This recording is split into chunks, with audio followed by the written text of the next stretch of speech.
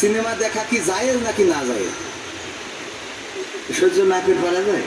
আমি বললাম জায়েজ, 100% জায়েজ।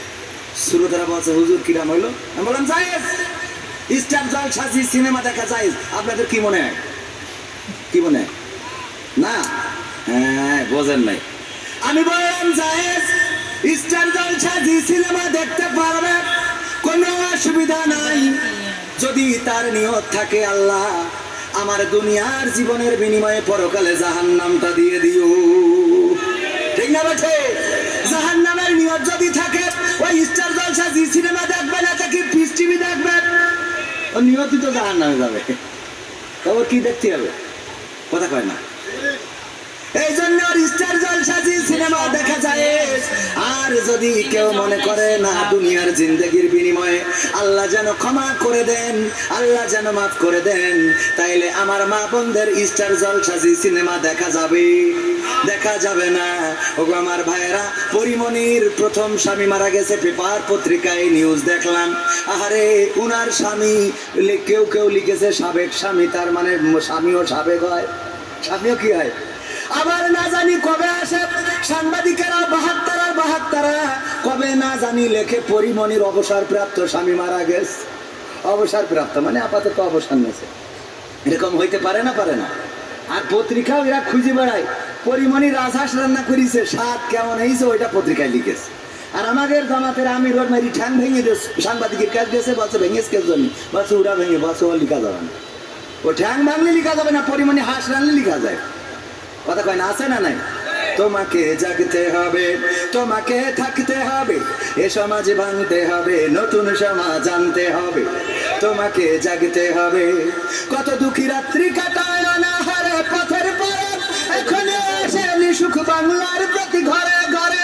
নীরবে নিভৃতে আজ কাঁদছে কত মানবতা, নীরবে নিভৃতে আজ কাঁদছে কত মানবতা, মেনে নেওয়া যায় না আজি তোমার এত নীরবতা। তোমাকে জাগতে হবে, তোমাকে থাকতে হবে, এ সমাজ ভাঙতে হবে, নতুন সমাজ আনতে হবে। কত বন্ধুর সীতা হই লাঞ্ছিত হই পথে ঘাটে, নিরাপদে চাই না চলা পথে জীবা বাজার হাটে।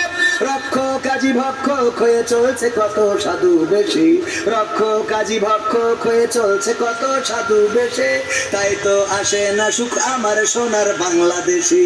তোমাকে জাগতে হবে, তোমাকে থাকতে হবে, এ সমাজ ভাঙতে হবে, নতুন সমাজ আনতে হবে।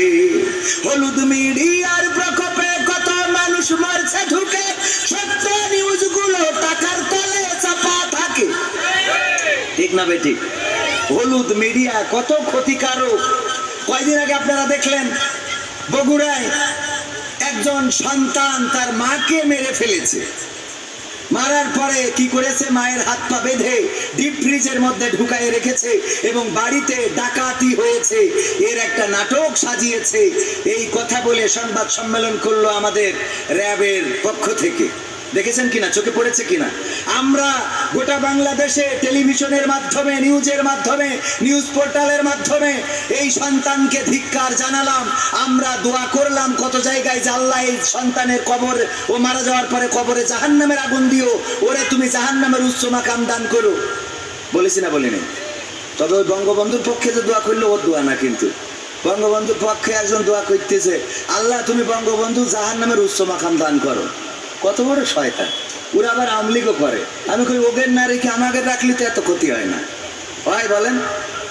ও আমার ভাইরা, যেই লোকটি, যেই ছেলেটি এই মিডিয়ার কারণে সারা দেশে তার ফেসটা পরিচিত হয়ে গেল, মায়ের খুনি মাকে খুন করেছে, কত মানুষ গালি দিল, ধিক্কার জানালো। আহারে সন্তান নামের কুলাঙ্গার, তারা বলল প্রেমিকার জন্য টাকা চেয়ে পায় নাই, এই জন্য মাকে পিছন থেকে যে জড়িয়ে ধরে জাপটে ধরে দম বন্ধ করে মেরে ফেলেছে। মেরে ফেলার পরে হাত বেঁধেছে, পা বেঁধেছে, ডিপ ফ্রিজের মধ্যে ঢুকিয়েছে। আমরা কত ধিক্কার জানালাম। 2 দিন পরে আবার সেই টেলিভিশনে উল্টো নিউজ আসলো। পুলিশ তদন্ত করে বলল না, এই সন্তান তার মাকে মারে নাই, বরং ওই বাড়ির ভাড়াটিয়া এবং কাজের লোকেরা মিলে তার মাকে মেরে ফ্রিজে রেখেছে। ও আমার ভাইয়েরা, দেখেন মিডিয়ায় একবার বানাইলো ছেলে খুনি, আর একবার বানাইলো বাড়িওয়ালা খুনি। এখন বলেন তাহলে আমরা কোনে যাব? কথা কয় না? রাত সাদাকে কালো, কালোকে সাদা মিডিয়া বানাতে পারে না, পারে না। আবার আমার প্রশাসনের ভাইয়েরা, র্যাব পুলিশ দুই রকম বিবৃতি দিল। র্যাব দিল সন্তান খুনি, আর পুলিশ দিল যে না বাড়ির কাজের লোক এবং ভাড়াটিয়া খুনি। আমি বললাম এত হুটোপাটা করে কেন সংবাদ সম্মেলন করলেন? আগে তদন্ত করার দরকার আছে না নাই? এখন কি সেই আগের দিন আছে নাকি যে আপনারা ধরিপ পরে বই দেবেন এটা জামাত শিবিরের কাজ? কথা কয় না। আগের দিন কি এখন আছে?